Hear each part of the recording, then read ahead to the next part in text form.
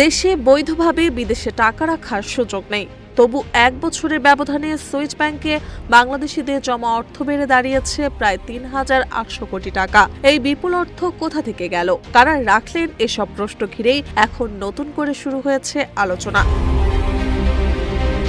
Swiss national ব্যাংকের প্রকাশিত ২০২৫ সালের প্রতিবেদন অনুযায়ী সুইস ব্যাংকে বাংলাদেশিদের মোট আমানত দাঁড়িয়েছে ৮৩,৪১,০০,০০০ সুইস ফ্র্যাঙ্ক, বাংলাদেশি মুদ্রায় যার পরিমাণ প্রায় ১২,৬৭৮ কোটি টাকা। মাত্র এক বছরে এই আমানত বেড়েছে ৪১%। দক্ষিণ এশিয়ার দেশগুলোর মধ্যে ভারতের পরই রয়েছে বাংলাদেশের অবস্থান।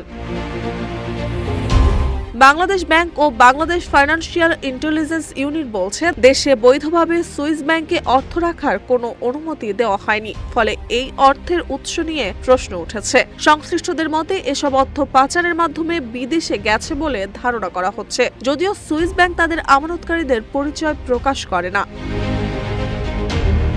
অর্থনীতিবিদরা বলছেন, অর্থ পাচার রোধে কঠোর পদক্ষেপের পাশাপাশি বিদেশে চলে যাওয়া অর্থ দেশে ফিরিয়ে আনতে কার্যকর উদ্যোগ নিতে হবে। তাদের মতে সুশাসনের অভাব, দুর্নীতি এবং দুর্বল নজরদারির সুযোগে দীর্ঘদিন ধরে অর্থ পাচারের প্রবণতা বেড়েছে।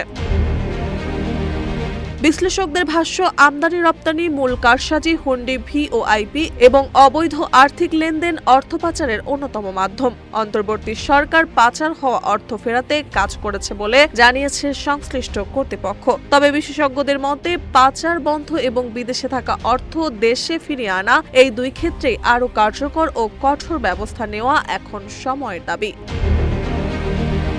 মার্জিয়া মৌ, রূপালী বাংলাদেশ।